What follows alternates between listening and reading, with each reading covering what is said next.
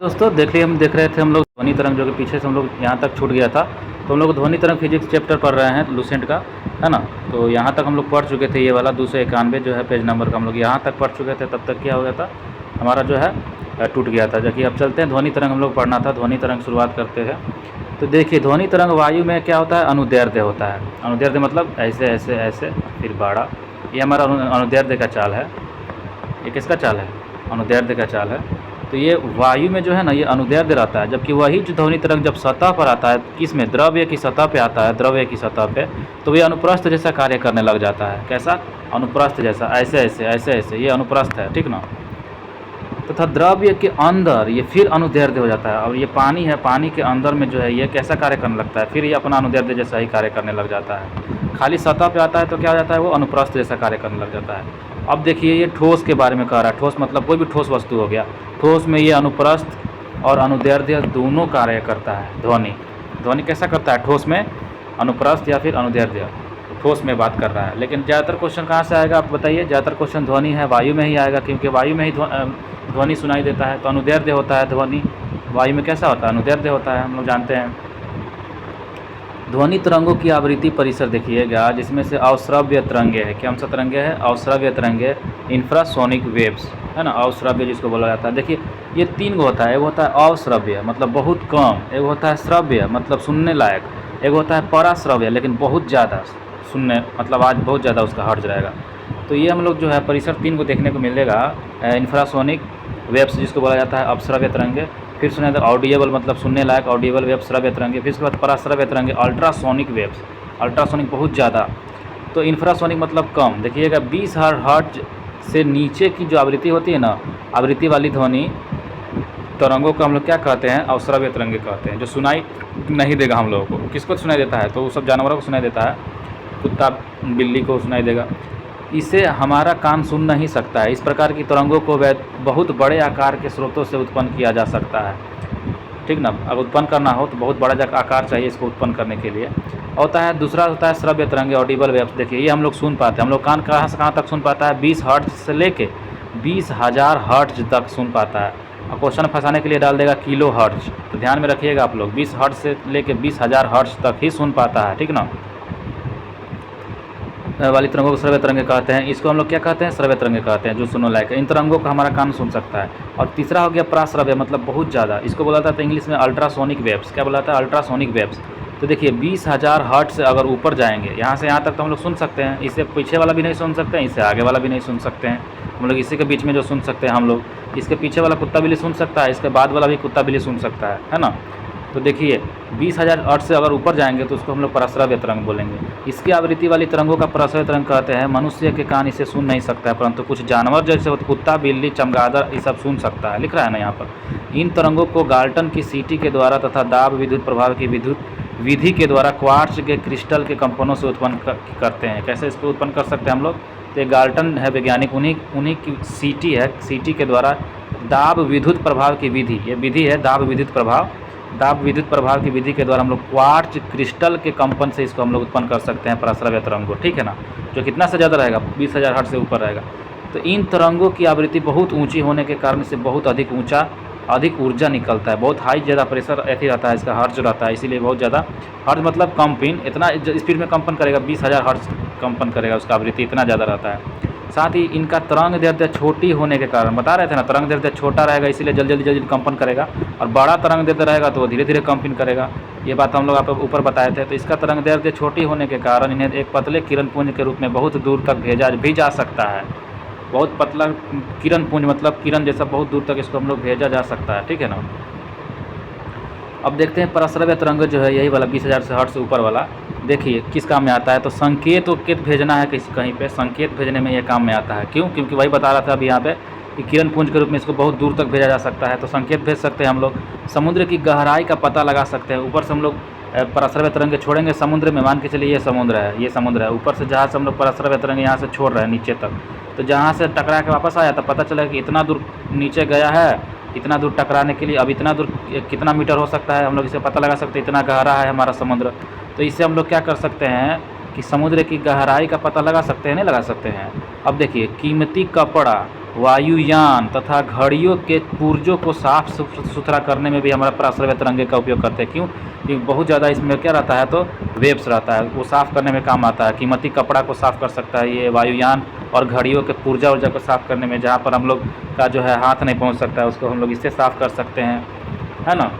कल कारखाना की चिमनी, ये सब को, कालिक वालिक को भी हम लोग साफ़ कर सकते हैं। अब चिमनी इतना बड़ा रहता है, उसमें कोई घुस पाएगा नहीं, यहाँ से धुआं निकलते रहता है, तो उसको हम लोग अंदर से क्या कर सकते हैं, इस पराश्रव्य तरंगे जो है, क्या है पराश्रव्य तरंगे, अल्ट्रासोनिक वेव्स। क्या है? Ultrasonic waves. इसको हम लोग छोड़ेंगे अल्ट्रासोनिक वेव्स को, और चिमनी उमनी के कालिक वालिक को साफ हो जाता है, कल कारखाना के ये सब, है ना।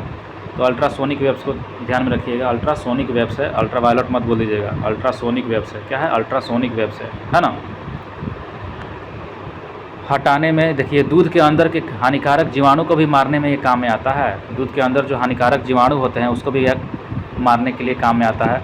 गठिया उठिया रोग है किसी को, गठिया रोग के उपचार करने में, चाहे मस्तिष्क में आपका दिमाग में ट्यूमर हो गया, ट्यूमर को ही गठिया बोला जाता है, गठिया रोग के उपचार है, मस्तिष्क में ट्यूमर, गठिया को पता लगाने में ये काम में आता है, पता लगाने में काम में आता है। भ्रूण उनकी जाँच करना है, भ्रूण की जाँच करना है। भ्रूण मतलब हमारा जो है आपको पता है ना भ्रूण क्या होता है, जो मादा गर्भ में जो बच्चा छोटा सा रहता है उसी को भ्रूण कहते हैं। तो भ्रूण की जांच करने में, उसकी गुर्दा, और गुर्दा मतलब होता है किडनी, किडनी में बनने वाली पथरी वथरी की जांच करने में इसी का उपयोग हम लोग करते हैं। अल्ट्रासोनिक वेव्स का क्या करते हैं, अल्ट्रासोनिक वेव्स का हम लोग उपयोग करते हैं। अल्ट्रावायलेट मत भूल जाइएगा, अल्ट्रासोनिक वेव्स है, अल्ट्रासोनिक वेव्स का, है ना, ध्यान में रखिएगा। अल्ट्रावायलेट क्या हो जाता है हमारा, तो ये हमारा पराबैंगनी किरण हो गया, है ना। और रक्त हमारा क्या हो गया, तो इंफ्रावेव्स हो गया। ध्यान में रखिएगा, ये सब कंफ्यूज नहीं होना है। अल्ट्रासोनिक वेव्स है। क्या है? अल्ट्रासोनिक वेव्स है। इसी से अल्ट्रासाउंड नहीं अपने बोलते हैं, अल्ट्रासाउंड करवाने जा रहे हैं, तो वही अल्ट्रासाउंड में क्या रहता है, अल्ट्रासोनिक वेव्स ही रहता है। कितना देखिए 20,000 हर्ट्ज से ऊपर रहता है, ठीक है ना। यहाँ तक तो आपको अच्छे से समझ में आया होगा। किडनी उडनी की जाँच अल्ट्रासाउंड से कर लेते हैं, भ्रूण उनकी जाँच, गठिया रोग के उपचार के, मस्तिष्क का ट्यूमर का भी पता इसी से करवा सकते हैं हम लोग। दूध के अंदर हानिकारक जीवाणु को भी चाहेंगे तो उसको नष्ट कर सकते हैं। अब इतना कौन खर्चा करेगा हानिकारक जीवाणु को, उससे बढ़िया गर्म कर दीजिए। मैंने बात का बात है। चलिए आगे देखते हैं हम लोग। ध्वनि की चाल, स्पीड ऑफ साउंड, के ध्वनि जो है ना, ध्वनि की चाल किस माध्यम में कितना है, उसको हम लोग जानना बहुत ज़रूरी है, क्योंकि यहाँ से क्वेश्चन पूछता है ना दोस्तों। देखिए, विभिन्न माध्यमों में ध्वनि की चाल अलग अलग होती है। माने अलग अलग माध्यमों में ध्वनि की चाल कैसी होती है, अलग अलग होती है। किसी माध्यम में ध्वनि की चाल मुख्यतः माध्यम की प्रत्यास्थता तथा घनत्व पर निर्भर करती है, ठीक ना। किसी माध्यम में ध्वनि की जो चाल है, किसकी चाल है, ध्वनि की चाल मुख्यतः माध्यम की प्रत्यास्थता तथा घनत्व पर निर्भर करता है। किस पर निर्भर करता है, प्रत्यास्थता इलास्टिसिटी पर, और घनत्व पर निर्भर करता है। प्रत्यास्थता मतलब खिंचाव, मतलब कोई भी माध्यम है उसको कहाँ तक खिंचाव हो रहा है, और उसका घनत्व कितना है, घनत्व मतलब कितना घना है वो, उस पर निर्भर करता है। किसका अथी, तो ध्वनि का चाल उस पर निर्भर करता है। देखिए, ध्वनि की चाल सबसे अधिक ठोस में, उसके बाद द्रव्य में, और उसके बाद गैस में होता है। ध्वनि की चाल सबसे ज़्यादा किस में होता है, ठोस में होता है, तब के में होता है, तब द्रव्य में होता है, तब के में होता है, तब गैस में होता है। सबसे कम के में होता है, गैस में। सबसे ज़्यादा के में होता है, ठोस में। चाल यानी स्पीड, ध्वनि जो है हम लोग बोल दिए। तो अगर ठोस, अगर देखिए आप लोग देखे होंगे जो मतलब ट्रेन पटरी, देखिए ट्रेन बहुत दूर से आ रही है। अब हम लोग ट्रेन के पटरी में कान लगा के सुनते हैं ना, तो हवा के माध्यम से तो सुनाई नहीं देता है कि ट्रेन आ रही है, लेकिन कान अगर पटरी में लगा के सुनते हैं तो पता चल जाता है कि 2-4 किलोमीटर पर 10 किलोमीटर से ट्रेन आ रही है। कैसे पता चल गया, तो वही पटरी के माध्यम से, पटरी क्या है, ठोस है, पटरी के माध्यम से हमारे कान तक पहुँच गया। तो इतना स्पीड उसका चाल रहता है तभी ना पहुँच गया, ध्वनि में तो पहुँच नहीं पा रहा है। और भी एग्जाम्पल आप समझ सकते हैं, खुद से रियलाइज़ कर सकते हैं, है ना। देखिए, द्रव्य हो गया, और हमारा क्या हो गया, गैस में सबसे कम होता है, ध्यान में रखिएगा। हम लोग देखते हैं बिजली कड़कते हुए, अच्छा वो तो लाइट वाला हो गया, सॉरी। चलिए आगे बढ़ते हैं। वायु में ध्वनि की चाल जो होती है वो 332 मीटर पर सेकेंड होती है, ध्यान में रखिएगा। वायु में ध्वनि की चाल 332 मीटर पर सेकेंड होती है, मीटर पर सेकेंड होती है, ध्यान में रखिएगा। वहीं जल में ध्वनि की चाल कितना हो जाती है, तो 1483 मीटर पर सेकेंड हो जाती है। कितना, 1483। तो वायु में देखिए, वायु मतलब हमारा क्या हो गया, वही गैस कितना कम है, 332 है, और जल में कितना हो गया, ध्वनि की चाल 1483 मीटर पर सेकेंड हो गया। अब लोहा हमारा ठोस हो गया, अब इसमें सबसे ज़्यादा रहेगा, तो इसमें चाल है 5130 मीटर पर सेकेंड। हम जानते थे ना, ठोस था सबसे ज़्यादा, फिर द्रव्य था, फिर गैस था। तो गैस में मतलब हमारा वायु हो गया, वायु में 332 है मीटर, 332 मीटर पर सेकेंड है। वहीं जल में है 1483 मीटर पर सेकेंड। अब सबसे ज़्यादा लोहा ठोस है, ठोस में कितना होगा 5130 मीटर पर सेकेंड। और उसी चीज़ को यहाँ पे दिया हुआ है, इसको हम लोग पढ़ते हैं, पहले इसको हम कंप्लीट कर लेते हैं, उसके बाद उसको ध्यान में रखेंगे। तो 3 को आपको तो याद हो जाना चाहिए। 332 वायु में है गैस, यानी 1483 हमारा जल हो गया, मतलब कि और हमारा 5130 जो है ये क्या है, तो लोहा है। क्या है, लोहा है, मतलब ठोस है, कोई भी ठोस है। चलिए आगे देखते हैं दोस्तों। जब ध्वनि एक माध्यम से दूसरे माध्यम में जाती है, मतलब एक माध्यम में मान के चलिए यहाँ पे है हवा, यहाँ पे है जल, यहाँ पे है जल। अब हवा से जब जल में जाएगा तब क्या होगा, देखते हैं। देखिए कि ध्वनि जब एक माध्यम से दूसरे माध्यम में जाती है ना, तो ध्वनि की चाल और तरंगदैर्ध्य बदल जाती है। बदल जाएगी, क्यों बदल जाएगी, जाहिर सी बात है बदलेगी। हम लोग यहाँ भी देखें, चाल उसका क्या होता है, चाल में डिफरेंस पड़ता है, तो ये भी तो बदल जाएगा, उसका चाल और तरंगदैर्ध्य बदल जाता है। जबकि आवृत्ति नहीं बदलती है। क्या नहीं बदलती है, यहाँ से क्वेश्चन पूछता है, आवृत्ति उसकी नहीं बदलेगी। ध्वनि की जो भी आवृत्ति है वो बदलेगी नहीं बदलेगी, जो है इसकी स्पीड जो है इसका वो नहीं बदलती है। उसका चाल भले और तरंगदैर्ध्य बदल सकता है। तरंगदैर्ध्य हमारा क्या है, तरंगदैर्ध्य मतलब वो छोटा छोटा है तो बड़ा बड़ा हो जाएगा, ऐसे ऐसे। लेकिन उसका जो है आवृत्ति जो है कितना है, वो हमारा आवृत्ति नहीं बदलती है। क्या बदलती है, आवृत्ति नहीं आती, मतलब कितना बार वो आया गया, ये नहीं बदलता। आवृत्ति मतलब कितना बार वो आया गया, बार बार आया गया, ये हमारा आवृत्ति कहलाती है। तो चाल और तरंगदैर्ध्य बदल जाती है, लेकिन आवृत्ति नहीं बदलती है, ध्यान रखिएगा।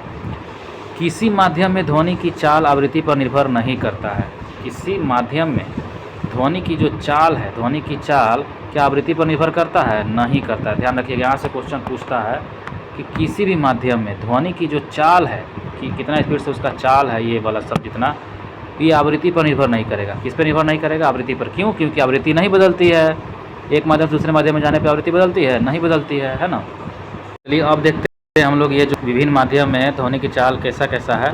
तो देखिए वायु में हम लोग तो देख लिए थे 332 मीटर पर सेकेंड था ना जी, एट 0 डिग्री सेल्सियस पर, मतलब 0 डिग्री सेल्सियस पर बात किया जा रहा है। ध्वनि की चाल कितना, 0 डिग्री सेल्सियस पर।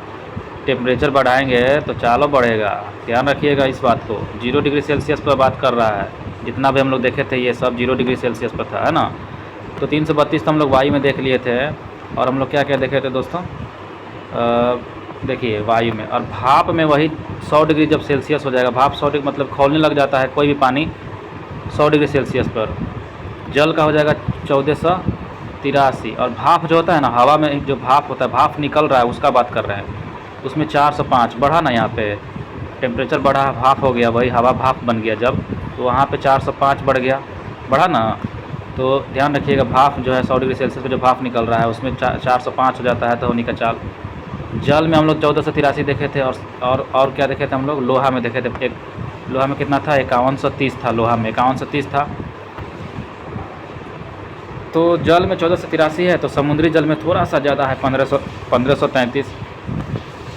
पारा में उससे थोड़ा सा ज़्यादा है, 1400 कम है, सॉरी 1450 है, मतलब जल और पारा के एकदम मिलता जुलता ही है। एल्युमिनियम का सबसे ज़्यादा है, देखिएगा एल्युमिनियम ठोस है, लेकिन ये लोहा से भी ज़्यादा होता है एल्युमिनियम।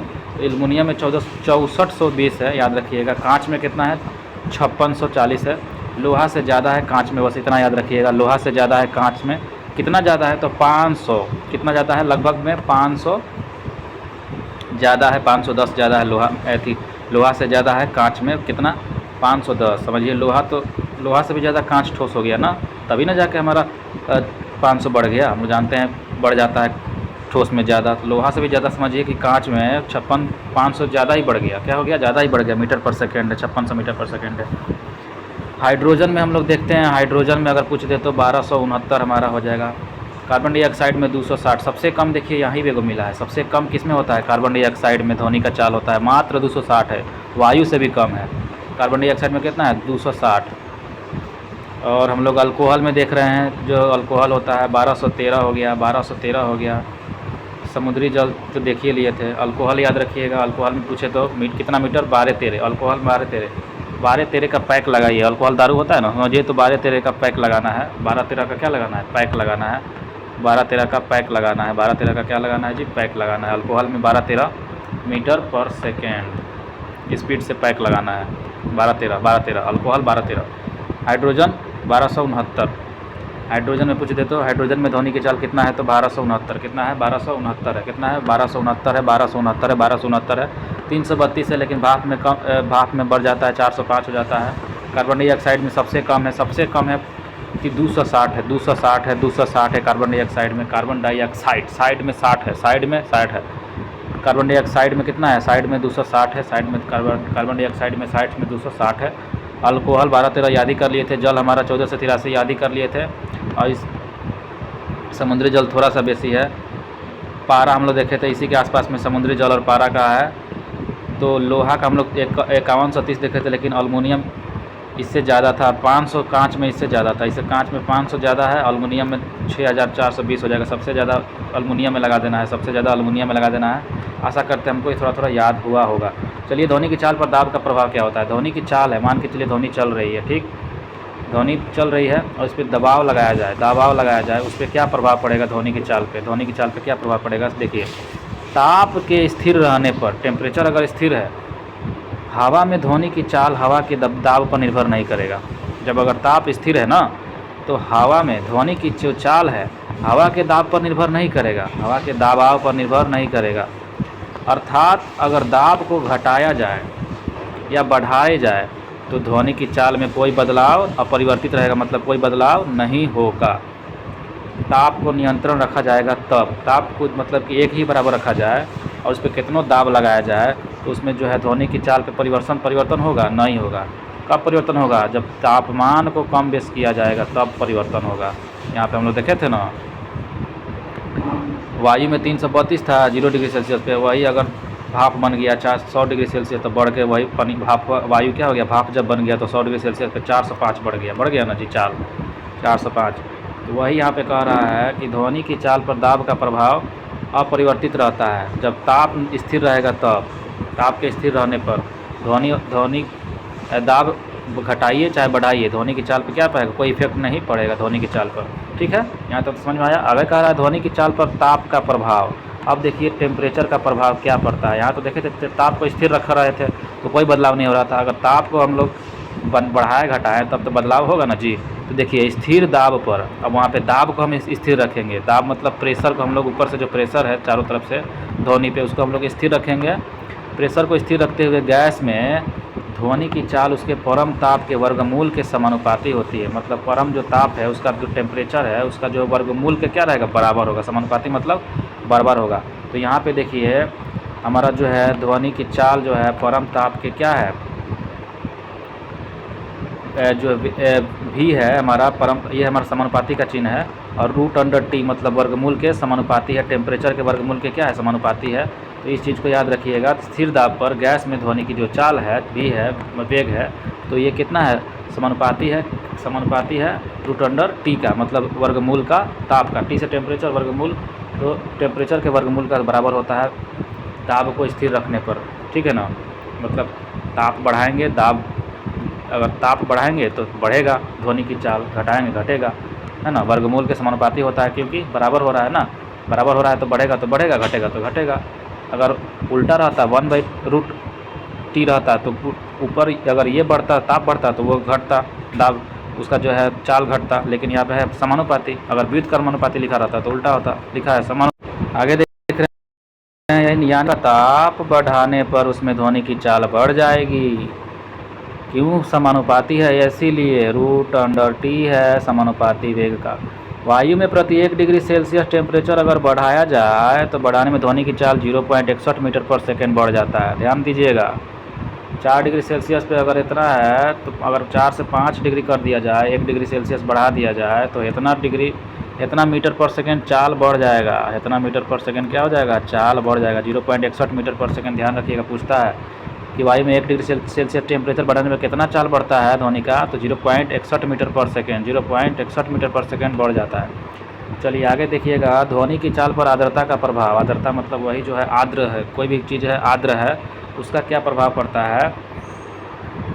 तो देखिए नमी युक्त, थोड़ा सा उसमें नमी है, आर्द्रता है, तो नमी युक्त वायु का घनत्व जो होता है शुष्क वायु के घनत्व से कम होता है। समझ में आ रहा है ना। नमी युक्त वायु का जो घनत्व है वो शुष्क वायु मतलब सूखा वायु के घनत्व से कम होगा। अतः शुष्क वायु की अपेक्षा नमी युक्त वायु में ध्वनि की चाल अधिक होगी। दोस्तों थोड़ा कन्फ्यूजन था तो हम ये देखिए कह रहा है कि अणुभार में अंतर कैसे होता है। देखिए शुष्क वायु मुख्य रूप से नाइट्रोजन और ऑक्सीजन से बना होता है, ठीक है, जिसका औसत अनुभार हो जाता है लगभग 29। कितना हो जाता है? 29। वहीं उसके विपरीत में अगर H2O देखा जाए जिसको बोला जाता है नमी वाला जलवाष्प जिसको बोला जाता है, इसका अनुभार हो जाता है 18। क्या होता है? 18। इसीलिए ये कम हो जाता है। 29 कहाँ 18। तो शुष्क वाला हमारा ज़्यादा है तो इसका घनत्व भी क्या रहेगा? ज़्यादा रहेगा शुष्क वाला का, और नमी वाला का क्या रहेगा? कम रहेगा। समझ में आया ना दोस्तों? इसीलिए यहाँ पे कह रहा है यानी आर्द्रता के बढ़ने से ध्वनि की चाल बढ़ेगी। क्या बढ़ेगी? आर्द्रता के बढ़ने से ध्वनि की चाल क्या होती है? बढ़ती है। आर्द्रता घटने से ध्वनि की चाल भी घटती है। फिर से देखते हैं एक बार। नमी युक्त वायु का घनत्व शुष्क वायु के घनत्व से कम होता है, नमी वाला। अतः शुष्क वायु की अपेक्षा नमी युक्त वायु में ध्वनि की चाल अधिक होगी। जिसमें नमी रहेगा उसमें ध्वनि की चाल क्या रहेगी? अधिक होगी। क्यों? क्योंकि उसमें घनत्व कम है। यानी आर्द्रता के बढ़ने से, आर्द्रता अगर बढ़ रहा है उसमें नमी बढ़ रहा है तो ध्वनि की चाल बढ़ेगी, तथा आर्द्रता घटने से ध्वनि की चाल घटती है। इसको आप समझ सकते हैं, हवा है, हवा में अगर पानी आ गया तो उसमें थोड़ा ठोस जैसा बनाने लगा, ठोस जैसा बनाने लगा तो उसका चाल बढ़ ही जाएगा, है ना। चलिए नॉर्मल सी बात है। गैसों का अणुभार का प्रभाव क्या है देखते हैं। तो गैसों का अणुभार बढ़ने से ध्वनि की चाल घटती है। गैसों के अगर अणुभार बढ़ रहा है ना, कोई भी गैस है, गैस का अगर अणु का भार बढ़ रहा है, उसका भार बढ़ रहा है तो उसका अणु का भार बढ़ने से क्या हो जाएगा? ध्वनि की चाल क्या हो जाएगी? घटेगी, तथा घटने से बढ़ेगी। अगर अणु का भार, वेट बढ़ रहा है, अणु का भार बढ़ रहा है तो उसका जो है ध्वनि की चाल क्या होगी? घटेगी। ध्वनि की चाल घट रही है, ठीक। वहीं जब अणु का भार घट रहा है, अणुओं का भार घटेगा तो ध्वनि की चाल बढ़ेगी। ध्यान रखिएगा, उल्टा होता है। अणु भार के हिसाब से क्या चलता है? उल्टा चलता है। उल्टा चलता है। क्या चलता है? उल्टा चलता है। अणु भार बढ़ेगा तो चाल घटेगा, और अणु भार घटेगा तो चाल बढ़ेगा। अर्थात यहाँ पे सूत्र भी दिया हुआ है, वेग का चाल का समानुपाती है उल्टा। बताया था ना, उल्टा हो गया है। जहाँ m गैसों का अणुभार है, गैसों का अणुभार मतलब m बढ़ेगा तो ये घटेगा, ये अगर घटेगा तो ये बढ़ेगा। उल्टा है। 1/√√1/m किया हुआ है, उल्टा किया हुआ है, समानुपाती नहीं है। क्या है? व्युत्क्रमानुपाती है। देखिएगा प्रत्यास्था का प्रभाव क्या होता है। प्रत्यास्थ के बढ़ने से ध्वनि की चाल बढ़ती है। प्रत्यास्थ ठोस में ज़्यादा होता है, द्रव्य में प्रत्यास्थ जो होता है उससे थोड़ा कम होता है, और गैस में तो सबसे कम होता है प्रत्यास्था। इलास्टिसिटी मतलब इसका हो गया, आप किसी भी रबड़ बैंड खींच रहे हैं ना तो छोड़िएगा तो फिर वापस वहाँ तक वो आ जाएगा, छोटा हो जाएगा। यही है हमारा। तो प्रत्यास्था का प्रभाव क्या होता है देखिएगा। प्रत्यास्था के बढ़ने से ध्वनि की चाल बढ़ जाती है। प्रत्यास्था अगर बढ़ेगा, इलास्टिसिटी अगर बढ़ेगा तो ध्वनि की चाल भी बढ़ जाएगी। और प्रत्यास्था सबसे ज़्यादा होता है ठोस में, फिर द्रव्य में, फिर गैस में। गैस में प्रत्यास्था कच्ची का होगा भाई, द्रव्य में थोड़ा हो भी जाएगा, ठोस में नहीं होगा। ठोस में क्यों होगा? क्योंकि जो है ठोस ही चीज़ ना, रबड़ क्या है? ठोस है, और वही ना लमड़ के इतना बड़ा हो जाता है। हवा लमड़ेगा, फैल जाएगा भले। ध्वनि की चाल देखिए, अब ठोस में भी ज़्यादा रहेगा, द्रव्य में उससे कम, थोड़ा सा गैस में उससे कम। जैसे मतलब प्रत्यास्था है वैसे ही प्रत्यास्था जिसमें ज़्यादा रहेगा उसमें ध्वनि की चाल ज़्यादा रहेगी, है ना। निर्वात में प्रत्यास्था शून्य होने के कारण, निर्वात में क्या होता है? प्रत्यास्था एकदम शून्य होगा। शून्य के कारण निर्वात में ध्वनि का जो संचरण वो नहीं होता है। निर्वात में ध्वनि का संचरण इसीलिए नहीं होता है, क्यों? क्योंकि निर्वात में प्रत्यास्था एकदम शून्य होता है, कोई माध्यम ही नहीं मिलेगा उसको, है ना। तो ध्वनि का लक्षण देखिए, थोड़ा सा पढ़ते हैं। कैरेक्टरिस्टिक्स ऑफ साउंड, ठीक है ना। ध्वनि की मुख्यतः 3 लक्षण हैं: प्रबलता, तारत्व, गुणवत्ता। प्रबलता, तारत्व, गुणवत्ता। क्या है प्रबलता, तारत्व, गुणवत्ता? ये लक्षण है। ध्वनि हम लोग सुनते हैं ना तो हम लोग देखते हैं, कोई बहुत पतला सुनाई देता है, कोई एकदम मोटा भादा सुनाई देता है। ये सब क्या है? लाउड सुनाई देता है, हल्का सुनाई देता है, ये सब हम लोग देखते हैं। तो ये 3 गो लक्षण होता है, ध्वनि की लक्षण होता है 3 गो। पहला है प्रबलता, लाउडनेस, मतलब ज़्यादा भारी आवाज़, लाउड है ना। देखिए, प्रबलता ध्वनि का अभिलक्षण है जिसके कारण कोई ध्वनि तेज या फिर मंद सुनाई देती है। प्रबलता ज़्यादा है तो वो तेज सुनाई देगा, प्रबलता कम है तो वो कम सुनाई देगा। इसका मतलब ही होता है लाउडनेस। लाउडनेस मतलब ज़्यादा लाउड है, तेज़ सुनाई देगा, कम है तो वो कम सुनाई देगा, मंद सुनाई देगा। तो ध्वनि की प्रबलता स्तर व्यक्त करने का मात्रक फोन होता है, फोन। फ़ोन से हम क्या ध्वनि की प्रबलता को हम लोग क्या कर सकते हैं, व्यक्त कर सकते हैं। प्रबलता कितना है, तो एक फ़ोन से थोड़ा सा प्रबलता है, 10 फ़ोन से थोड़ा ज़्यादा प्रबलता, 20 फ़ोन से और भी ज़्यादा प्रबलता है, 70 फ़ोन से और भी ज़्यादा प्रबलता है, 1000 फ़ोन से और भी ज़्यादा प्रबलता है। तो फ़ोन ये मात्रक हो गया, किसका मात्रक हो गया, प्रबलता को व्यक्त करने का मात्रक हो गया। ध्यान में रखिएगा, यहाँ से अगर क्वेश्चन पूछते तो आप समझ में नहीं आएगा कि फ़ोन क्या है, तो जानते ही नहीं है। तो ये फ़ोन उसी को कहा जाता है जो ध्वनि की प्रबलता को मापे, मतलब लाउडनेस को मापे, कितना लाउड है ना। हम लोग मोबाइल में गाना सुनते हैं ना ईयरफोन में, तो हम लोग वॉल्यूम जब बढ़ाते जाते हैं तो ऑटोमेटिक क्या होता है, वो कहता है कि इससे ज़्यादा नहीं बढ़ाइए। तो इसका मतलब वो फ़ोन यहाँ से निकलने वाला जो है फ़ोन, उसका मात्रक वो माप लिया कि इससे ज़्यादा लाउड अप करिएगा तो कान को इफेक्ट करेगा। तो समझने वाला बात है, ये थोड़ा ट्रिक व्रिक क्या ही लगाइए, समझिए फ़ोन है जो ध्वनि की प्रबलता को मापना है। तारा तो आप देखते हैं पिच, आप लोग जानते होंगे पिच मतलब थोड़ा हम लोग सुनते हैं ना, पतला आवाज़ आता है जिसको पिच जैसा कहते हैं। बेस होता है, पिच होता है। देखिए पिच क्या होता है, तारत्व जो है ध्वनि का वह लक्षण है। तारत्व, प्रबलता तो देख लिए, फ़ोन से हम लोग उसको मात्रक करते हैं। तारत्व जो है ध्वनि का वह लक्षण है जिसमें ध्वनि को मोटी या पतली भी कहा जाता है। देखिए मोटी है कि पतली है, ये हमारा पिच ही डिफेंड करता है। नहीं बोलता पिच बढ़ा दीजिए, पिच बढ़ाने से हमारा क्या हो जाएगा, पिच बढ़ाइएगा तो पतला आवाज़ आएगा, पिच को कम करिएगा तो मोटा भोम आ जाएगा। देखिए हो, है ना। तारत्व आवृत्ति पर निर्भर करता है, जो पिच है इसकी आवृत्ति पर निर्भर करेगा, कितना वो इसका फ्रीक्वेंसी है किस उस पर निर्भर करता है। ध्वनि की आवृत्ति तो अधिक होने पर, ध्वनि है ध्वनि, उसकी अगर आवृत्ति अधिक होगा ना तो तारत्व भी अधिक होगा। क्या होगा, तारत्व, पिच भी अधिक होगा। और ध्वनि की पतली होती है, एवं ध्वनि क्या होती है, पतली होती है। अगर तारत्व ज़्यादा होगा तो आवाज़ पतला आएगा। समझ में आ रहा है ना, श्रील पतला रहेगा। तारत्व अगर ज़्यादा रहेगा तो पिच का मतलब होता है उसका जो है पतला करना ध्वनि को। वहीं अगर आवृत्ति कम होगा ना तो तारत्व भी कम होगा, तो अब होदा आवाज़ आएगा एवं ध्वनि मोटी होगी। देखिए बच्चों में जो होता है ना, दोनों एक बराबर रहता है। वही जब बच्चा जवान हो जाता है उसका जो गला फटता है, तो मेल में जो होता है, पुरुषों में क्या होता है, तारत्व कम रहता है। क्यों, क्योंकि उसका आवाज़ मोटा होता है, बड़े भादा होता है, ग्रेव होता है। वहीं महिलाओं में क्या होता है, पतला आवाज़ आता है। क्यों, क्योंकि उसमें आवृत्ति फ्रीक्वेंसी ज़्यादा होती है तो पतला आवाज़ आता है। समझ में आया ना। तो यहाँ तक तो आप प्रबलता और तारत्व के बीच में आप अंतर समझ लिए होंगे। अब आता है क्वालिटी। आवाज़ में भी क्वालिटी होता है ना जी, देखते हैं क्वालिटी तो होता ही है, गुणता। देखिए तो ध्वनि का वह लक्षण जिसके कारण हमें समान प्रबलता समान तारत्व की ध्वनि में भी अंतर प्रतीत होने लगता है। मान के चलिए प्रबलता बराबर है और उसका तारत्व भी एक बराबर है, फिर भी उसमें अंतर आता है। क्यों अंतर आता है, कि उसका क्वालिटी में अंतर है। यही गुणता कहलाता है। ध्वनि की गुणता सन्नादी स्वरों की संख्या, क्रम तथा अपेक्षित तीव्रता पर निर्भर करती है। ध्वनि की जो गुणता है, किसकी गुणता, ध्वनि की गुणता उसके सन्नादी स्वरों पर, बोलने के जो स्वर है, कैसे आप आवाज़ को स्वरों में निकाल रहे हैं, उसकी संख्या, स्वरों की संख्या के क्रम तथा अपेक्षित तीव्रता पर निर्भर करता है। कितना तेज़ी से आप बोल रहे हैं, निकाल रहे, कैसे ऊपर नीचे करके आवाज़ को कर रहे हैं, ये हमारा जो होता है वह गुणता कहलाता है ना। कोई भी आप सिंगर को देखे होंगे, गाता है तो एक लय में नहीं ना गाएगा, कभी आवाज़ को ज़्यादा कम बेस करके ऐसे आवाज़ को सुरीला बनाता है। यही गुणता क्वालिटी कहलाता है ना। तो देखिए ध्वनि की तीव्रता जिसको बोला जाता है इंटेंसिटी, क्या बोला जाता है, इंटेंसिटी। माध्यम के किसी बिंदु पर, माध्यम है कोई भी, उसके किसी भी बिंदु पर ध्वनि की तीव्रता उस बिंदु पर एकांक क्षेत्रफल से प्रति सेकंड तल के तो लंबवत गुजरने वाली ऊर्जा के बराबर होती है। मतलब उसका एक जो एकांक क्षेत्रफल है, किसी एक जगह क्षेत्रफल, वह प्रति सेकंड तल के लंबवत गुजरने वाली ऊर्जा के बराबर होती है हमारा ध्वनि की तीव्रता, है ना।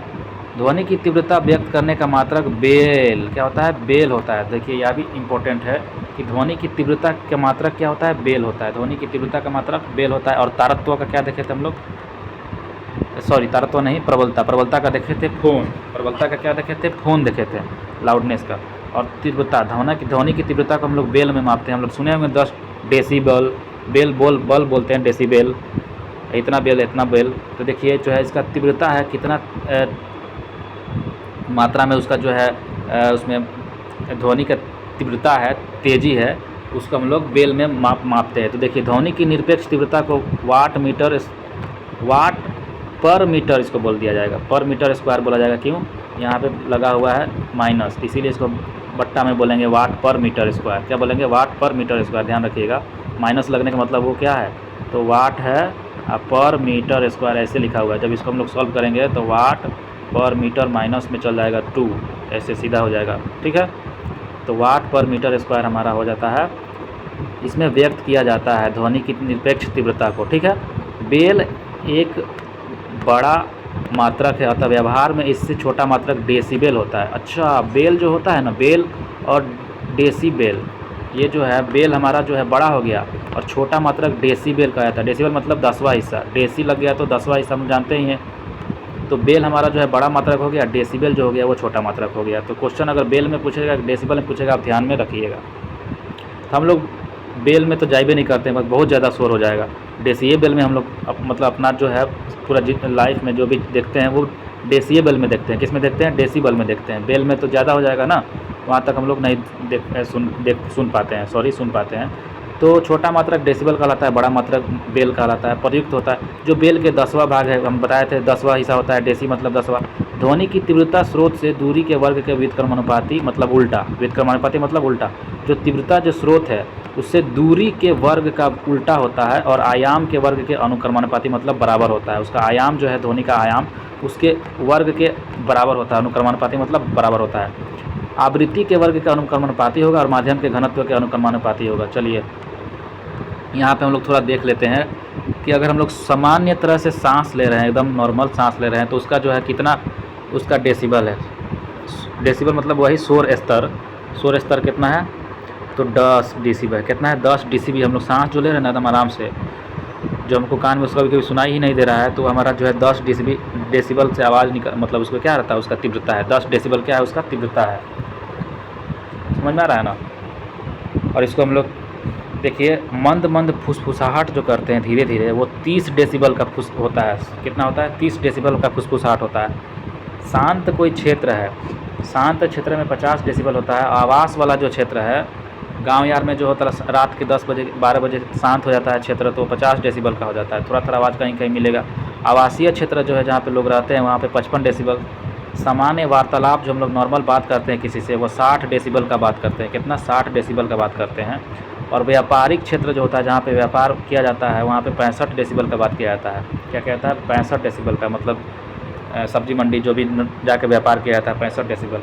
व्यस्त यातायात, को भी यातायात है आने जाने का, वहाँ पे जो है ची ची पू पू जो भी है, जहाँ भीड़ भड़का रहता है वहाँ पे 70 डेसिबल का तीव्रता रहता है। कितना? 70 डेसिबल का तीव्रता रहता है। औद्योगिक क्षेत्र में जहाँ कल कारखाना है, उद्योग धंधा है, वहाँ पे 70 डेसिबल आवाज़ करने वाला रहता है, 70 डेसिबल तीव्रता रहता है।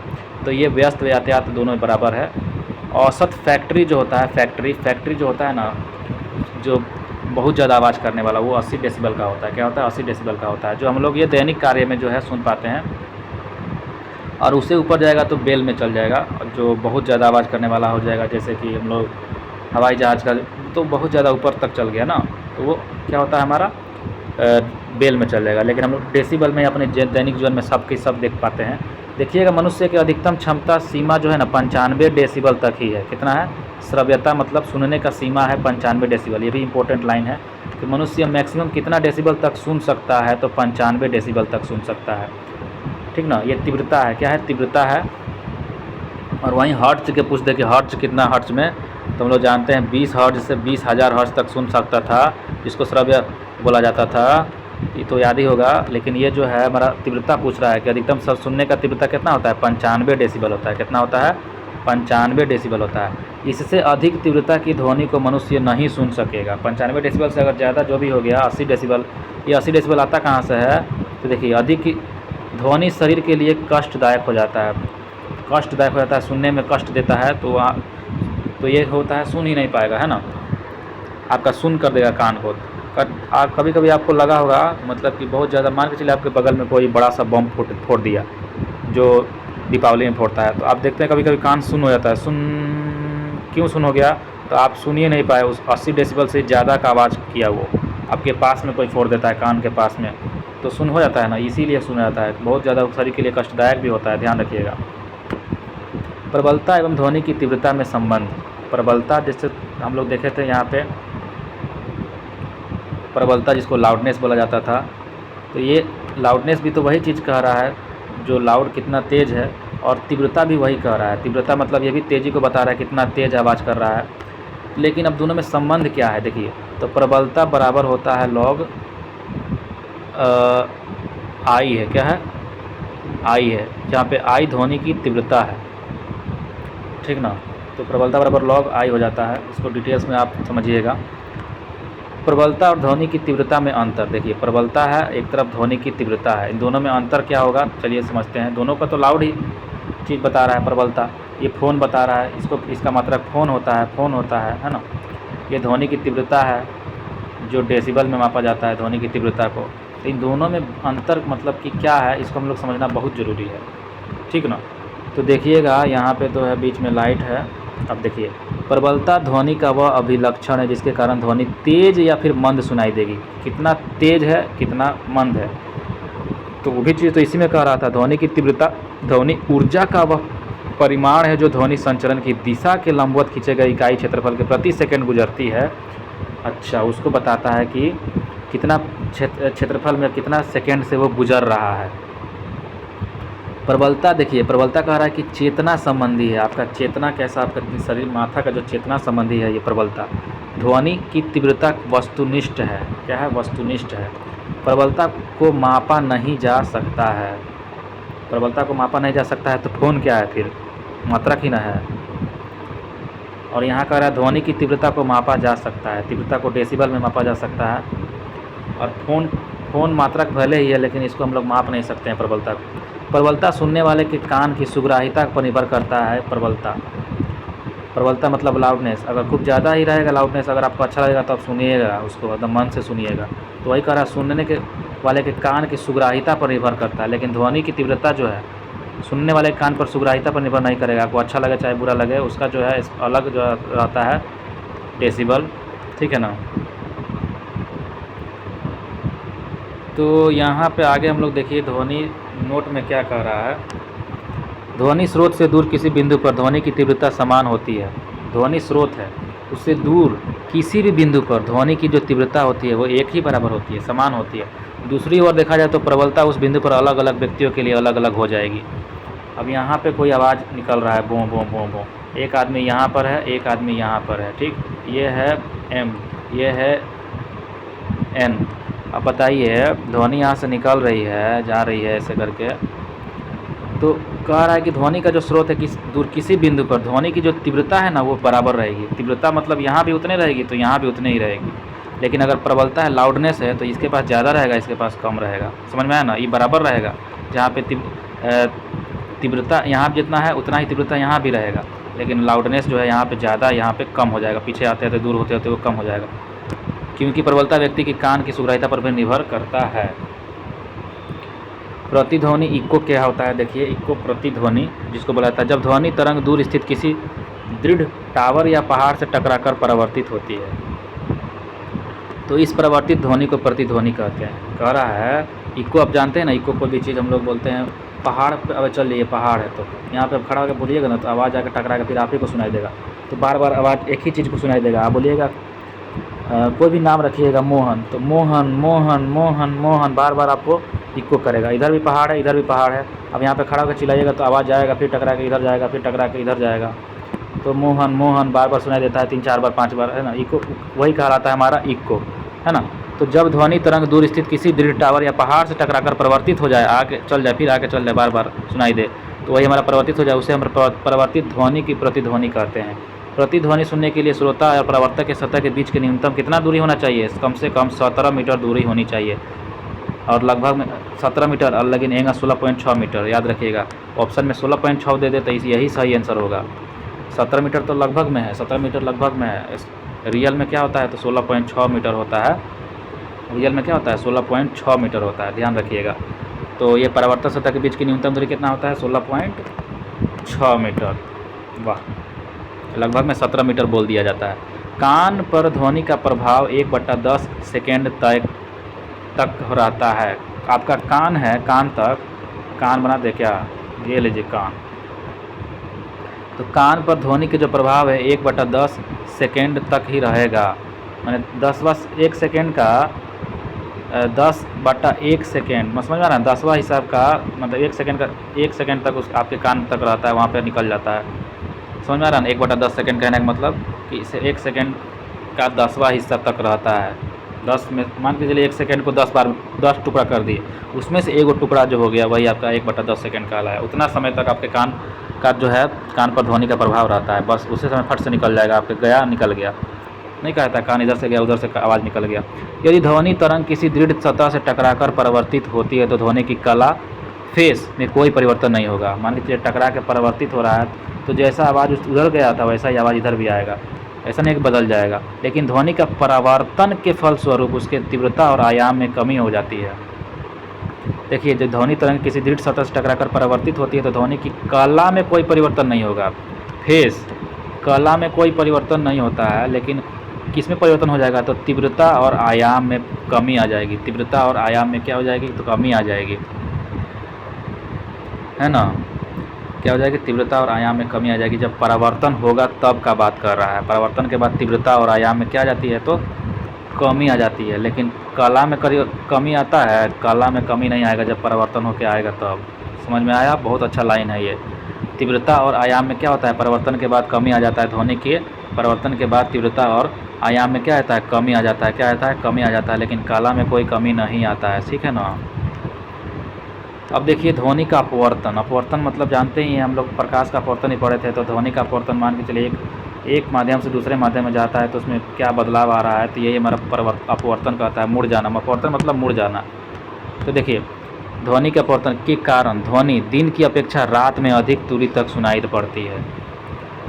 ध्वनि का अपवर्तन के कारण ही ध्वनि जो होती है दिन की अपेक्षा रात में अधिक दूरी तक सुनाई देगी। किस लिए, ये भी क्वेश्चन यहाँ से बन सकता है। बताइएगा क्या कारण है जिसके वजह से ध्वनि जो है दिन की अपेक्षा रात में अधिक दूरी तक सुनाई पड़ता है। रात में चिल्लाइएगा तो कहाँ तक सुनाई देगा भाई, दिन में चिल्लाइएगा तो कम दूरी तक सुनाई देगा।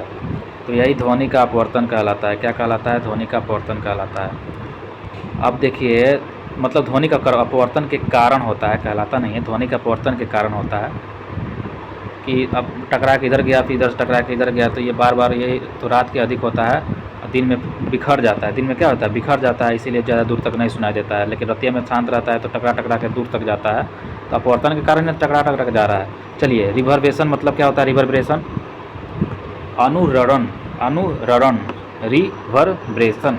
तो किसी बड़े हॉल में आप गए हैं ना, उसमें बोलिएगा तो कैसे वैक्यूम आवाज़ सुनाई देता है। तो हॉल में उत्पन्न होने वाली ध्वनि दीवारों में बार बार परिवर्तन के कारण उसमें बार बार परिवर्तन होगा और काफ़ी समय तक बनी रहेगी उसमें।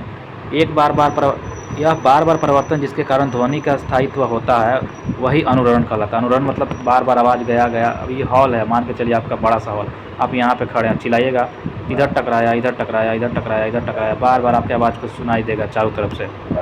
आप लोग मूवी वाला हॉल में गए होंगे तो आप लोग देखे होंगे जो है मूवी वाला जो थिएटर लगा रहता है बगल में, यहाँ पे जो है बैठने वाला लगा रहता है सभी के लिए।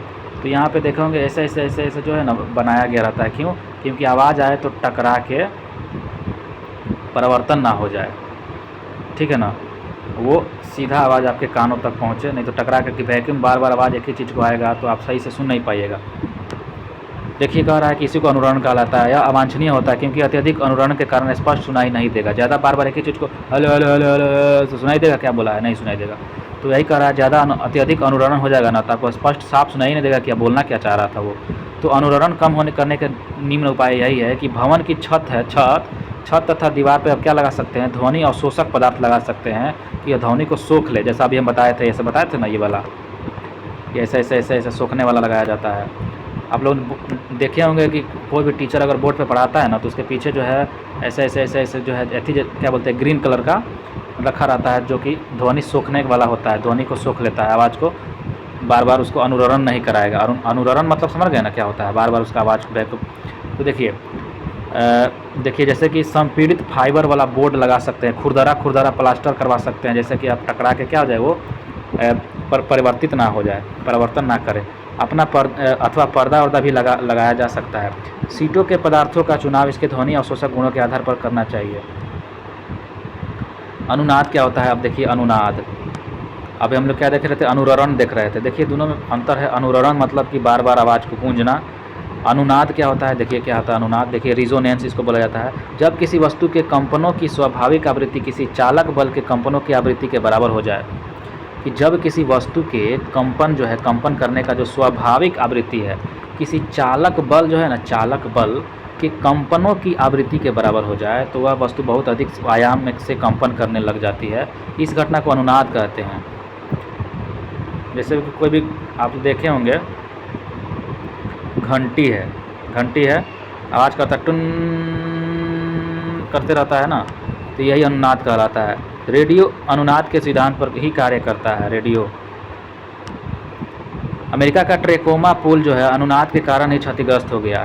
ट्रेकोमा पुल जो था अमेरिका का, ट्रेकोमा पुल इतना ज़्यादा वो वाइब्रेशन करता था, अनुनाद कारण, आवाज़ के कारण क्या हो गया, वो टूट गया, क्षतिग्रस्त हो गया। सैनिकों की टुकड़ी देखिएगा, सैनिकों की जो टुकड़ी है, टुकड़ी अगर पुल पार कर रही है, अगर एक बराबर वो पैर को पटके, एक मतलब कि पुल पार करते समय अनुनाद की स्थिति से बचने के लिए ही कदम मिलाकर नहीं चलती है। वो पुल पर अगर एक बराबर वो पैर पटकेगा ना, तो उसमें क्या हो जाएगा, उसमें वाइब्रेशन हो जाएगा, अनुनाद होगा, जिसकी वजह से वो पुल भी टूट सकता है। एक बराबर अगर उसमें अनुनाद हो तो क्या हो सकता है, पुल टूट सकता है, इतना पावर होता है अनुनाद में, है ना। तो अनुनाद, और आप लोग अनुरणन समझ गए होंगे, आशा करते हैं। इको तो समझिए गए होंगे, इको 16.6 मीटर है, ठीक है। चलिए आगे बढ़ते हैं। कितना लंबा टॉपिक है, लेकिन बहुत इंपॉर्टेंट टॉपिक है, छोड़ तो नहीं सकते। ध्वनि का व्यतिकरण क्या होता है, अब देखिए व्यतिकरण के बारे में थोड़ा समझते हैं। जब समान आवृत्ति या आयाम की दो ध्वनि तरंगे एक साथ किसी बिंदु पर पहुंचती है, तो उस बिंदु पर ध्वनि ऊर्जा का पुनः वितरण हो जाता है। वितरण मतलब बंटवारा हो जाता है। इस घटना को ध्वनि का व्यतिकरण कहेंगे। मतलब जब समान आवृत्ति या आयाम की दो ध्वनि है, ध्वनि तरंग एक साथ किसी बिंदु पर पहुंच रही है, तो उस बिंदु पर ध्वनि ऊर्जा का पुनः वितरण हो जाएगा। ध्वनि ऊर्जा का क्या हो जाएगा, बंटवारा हो जाएगा। इस घटना को ध्वनि का व्यतिकरण कहेंगे। क्या कहेंगे, व्यतिकरण। देखिए यदि दोनों तरंगे उस बिंदु पर एक ही कला जो होता है, हम लोग देखे थे कला नहीं बदलता है, तो एक ही कला का परिवर्तन के समय कला नहीं बदलता है, एक ही कला में पहुंचती है, दोनों तरंगे उस बिंदु पर एक ही कला पर पहुंचती है, तो वह ध्वनि की तीव्रता अधिकतम होती है। इसे समपोषी व्यतिकरण कहेंगे। जब अधिकतम होगा उसे क्या कहेंगे, समपोषी व्यतिकरण। यदि दोनों तरंगे विपरीत कला में पहुंचती है तो वहाँ तीव्रता न्यूनतम हो जाएगी। अगर विपरीत कला में पहुंचेगी दोनों तरंगे अलग अलग, तो वहाँ न्यूनतम हो जाएगी। अगर एक ही साथ वो पहुँचे, तो एक ही कला पहुँचे, तो वहाँ अधिकतम हो जाएगी। इसे विनाशी व्यतिकरण भी कहते हैं। विपरीत कला में पहुँचेगी और वहाँ पर तीव्रता न्यूनतम हो जाएगी, इसे विनाशी व्यतिकरण कहेंगे। व्यतिकरण देखिए, व्यतिकरण का मतलब यह होता है ना, मान के चलिए ये हमारा जो है दरवाज़ा है, यहाँ से थोड़ा सा जगह खाली है, ध्वनि आया, अब यहाँ से निकल गया, एक ही बार जाके मुड़ गया, है ना, तो यही हमारा व्यतिकरण कहलाता है। ध्वनि का विवर्तन क्या कहलाता है, डिफ्रेक्शन ऑफ साउंड। ध्वनि का तरंग दैर्ध्य 1 मीटर की कोटि का होता है। जब उसी कोटि का कोई अवरोध ध्वनि के मार्ग में आ जाएगा, तो ध्वनि अवरोध के किनारे से मुड़कर आगे बढ़ जाती है। इस घटना को ध्वनि का विवर्तन कहेंगे।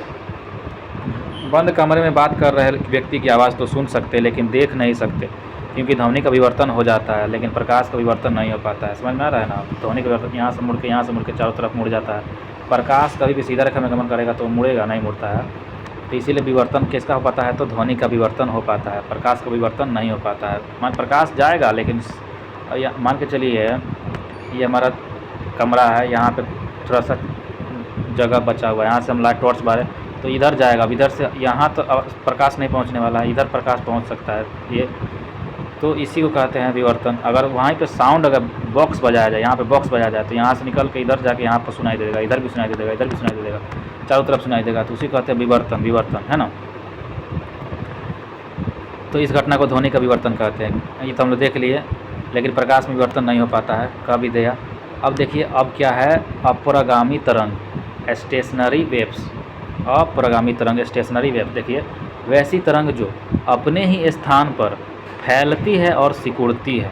अपने ही स्थान पर वैसे तरंग जो है अपने ही स्थान पर क्या होगा, फैलेगा और फिर सिकुड़ेगा, फिर फैलेगा, फिर सिकुड़ेगा, लेकिन आगे नहीं बढ़ती है। ऐसी तरंग को हम लोग अपरगामी तरंग कहेंगे।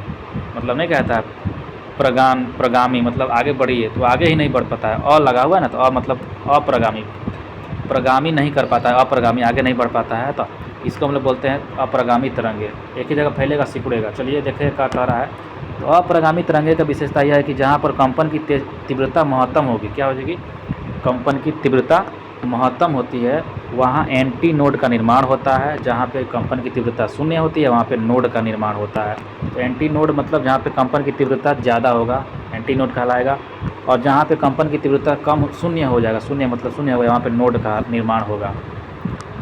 देखिए यह तरंग अपने साथ ऊर्जा का वहन नहीं करती है। दो लगातार नोड या एंटी नोड के बीच की दूरी को λ/2 होती है। यहाँ से क्वेश्चन बन सकता है कि दो लगातार नोड या एंटी नोड के बीच की दूरी को क्या कहते हैं, तो λ/2 कहते हैं। क्या कहते हैं, λ/2 कहते हैं। होता है λ/2 होता है।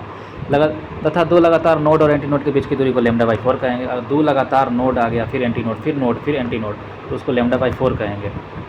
जहाँ होती है, जहाँ पे लेमडा क्या होता है, तो तरंग दैर्ध्य कहलाता है। लेमडा को तरंग दैर्ध्य से निरूपित करते हैं। वह तरंग जो आगे बढ़ती है प्रगामी तरंग कहलाती है। प्रगामी मतलब आगे बढ़ रहा है, अप्रगामी मतलब वहीं पे फैल रहा है, सिकुड़ रहा है। ये तो समझा दिए थे। अब देखिए यह तरंग जो है अपने साथ ऊर्जा का वहन करती है। यह प्रगामी मतलब जब बढ़ रही है तो आगे ऊर्जा को लेकर बढ़ाएगी, ऊर्जा ले जाएगी, वहन कर रही है। आर्गन नली देखिए क्या होता है, ऑर्गन पाइप। तो ऑर्गन पाइप एक प्रकार का पाइप है जहाँ ध्वनि की उत्पत्ति वायु के कंपन के कारण होती है। ऑर्गन पाइप ध्वनि की उत्पत्ति, सीटी बजाते हैं ना, उसमें क्या होता है, हवा कंपन होता है, उसकी वजह से आवाज़ निकलता है। वही बात है ऑर्गन पाइप। देखिएगा उत्पन्न ध्वनि की आवृत्ति जो है n, ध्वनि का वेग भी है, ध्वनि का तरंग दैर्ध्य भी है। जिसका जो सूत्र हो जाएगा n मतलब कि आवृत्ति बराबर क्या हो जाएगा, ध्वनि का वेग बट्टा तरंग दैर्ध्य। ऑर्गन नली दो प्रकार की होती है, खुला आर्गन पाइप और बंद आर्गन पाइप। खुला आर्गन पाइप, बंद आर्गन पाइप क्या होता है, देखिए इसमें कह रहा है कि खुला में कि इसमें दोनों सिरे खुले रहते हैं तथा दोनों सिरों पर एंटी नोड का निर्माण होता है। बंद आर्गन पाइप क्या कहता है, तो इसमें एक सिरा बंद रहेगा, दूसरा सिरा खुला रहेगा, ठीक है ना। बंद सिरे पर नोड तथा खुले सिरे पर एंटी नोड का निर्माण होगा। कितना मस्त है। ये सीटी बजा रहा है, मान के चलिए, यहाँ से हवा फूंक दिए, कभी को यहीं से बाहर निकल जाता है तो हमारा हो जाएगा बंद आर्गन पाइप। इधर बंद है, लेकिन अगर सीटी बजा रहे हैं इधर से आवाज़ निकल रहा है, बांसुरी देखे हैं ना, बांसुरी आवाज़ निकल रहा है, तो हमारा हो जाता है खुला आर्गन पाइप। क्या ट्रिक दिए हुए हैं। तो बंद आर्गन पाइप में नोड होता है और एंटी नोड होता है। बंद आर्गन पाइप में क्या होता है, नोड तथा खुला सिरे पर एंटी नोड का निर्माण होता है। बंद सिरे पर नोड और खुला सिरे पर एंटी नोड। बंद है यहाँ पे तो नोड हो गया, और खुला है तो यहाँ से एंटी नोड हो गया।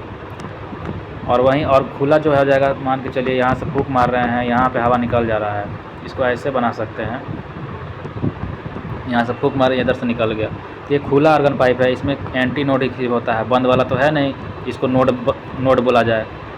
अब देखिए ओपन ऑर्गन पाइप की ध्वनि की सुरीली होती है। क्या होती है, ध्वनि एकदम सुरीली होगी जो ओपन पाइप रहेगा, खुला रहेगा, क्योंकि इसमें सम और विषम दोनों सन्नादी हार्मोनिक होते हैं।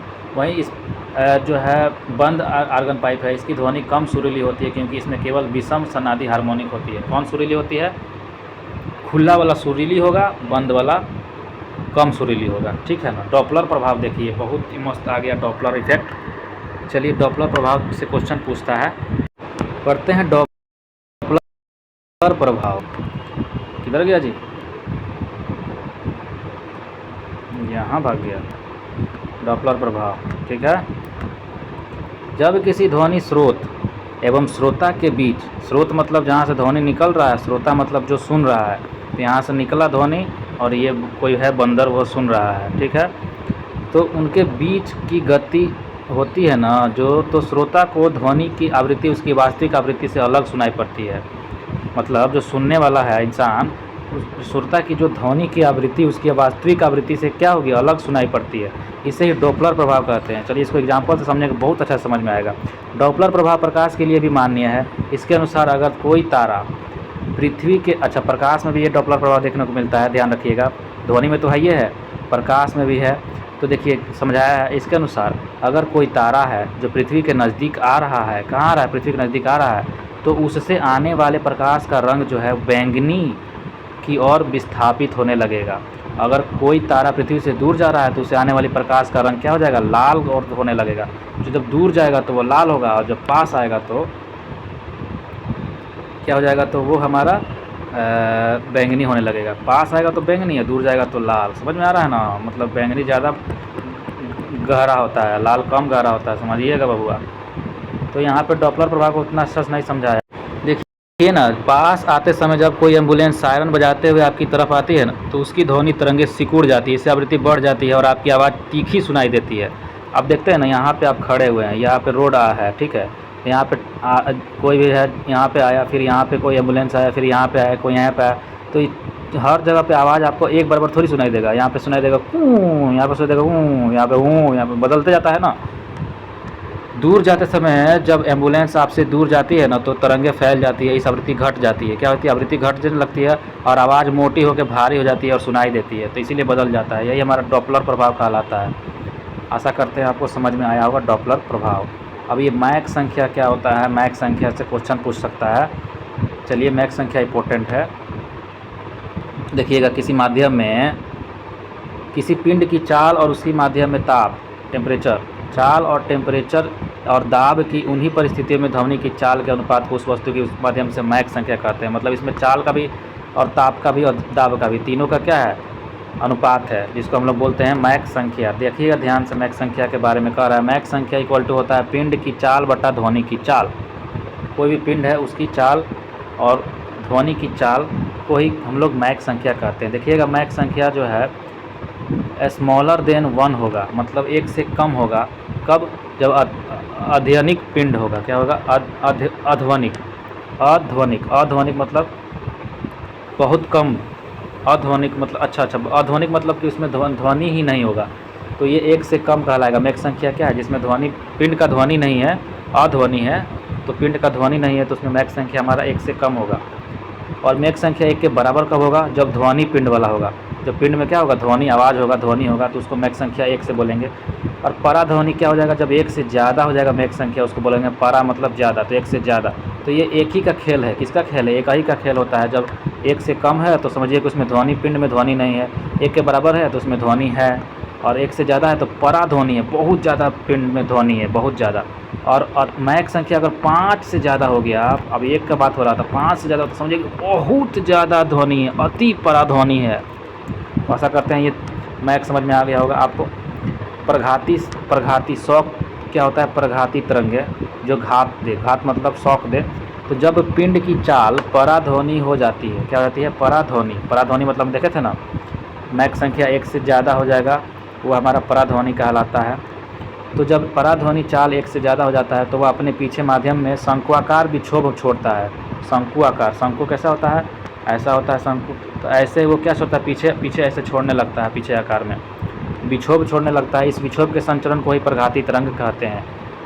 पराध्वनि विमान अपने पीछे प्रघाती तरंग या ध्वनि बूम छोड़ता है। जो पराध्वनि विमान होता है, विमान उड़ने वाला पराध्वनि विमान, वो अपने पीछे ऐसे ही प्रघाती तरंग छोड़ता है और ध्वनि या फिर ध्वनि बूम छोड़ता है। इसलिए इसे आकाश में बहुत अधिक ऊंचाई पर उड़ाते हैं, बहुत आवाज़ करता है। इसीलिए यदि ये कम ऊंचाई पर होंगे ना, तो इसके द्वारा उत्पन्न प्रघाती तरंगें इमारतों को नुकसान पहुंचा देगा। इतना ज़्यादा उसमें से प्रघाती तरंग निकलता है, 1 के ज़्यादा निकलता है। समझ में आ रहा है ना। अभी ये जो है पराध्वनि बात कर रहा है। अगर अति पराध्वनि कर दिया जाए तो समझिए कि तो क्या से क्या कर देगा। जो 5 से ज़्यादा होता है मैक संख्या, उसको अति पराध्वनि बोलते हैं। बहुत ज़्यादा, अति है एकदम, है ना। तो आशा करते हैं यहाँ तक आपको ध्वनि कंप्लीट हो गया हम लोग का, आपको समझ में आया होगा। अब अगला वीडियो में हम लोग देखेंगे ऊष्मा को, ठीक है ना। ऊष्मा को कंप्लीट करेंगे, देखते हैं ऊष्मा कहाँ तक है। तो ऊष्मा भी है थोड़ा सा लंबा, 2 पेज में है, ज़्यादा नहीं है, थोड़ा सा नीचे ऊष्मा गतिकी यहाँ तक है, 2-2.5 पेज है, कंप्लीट हो जाएगा, ठीक ना, एक वीडियो में। तो थैंक यू दोस्तों, मिलते हैं नेक्स्ट वीडियो में।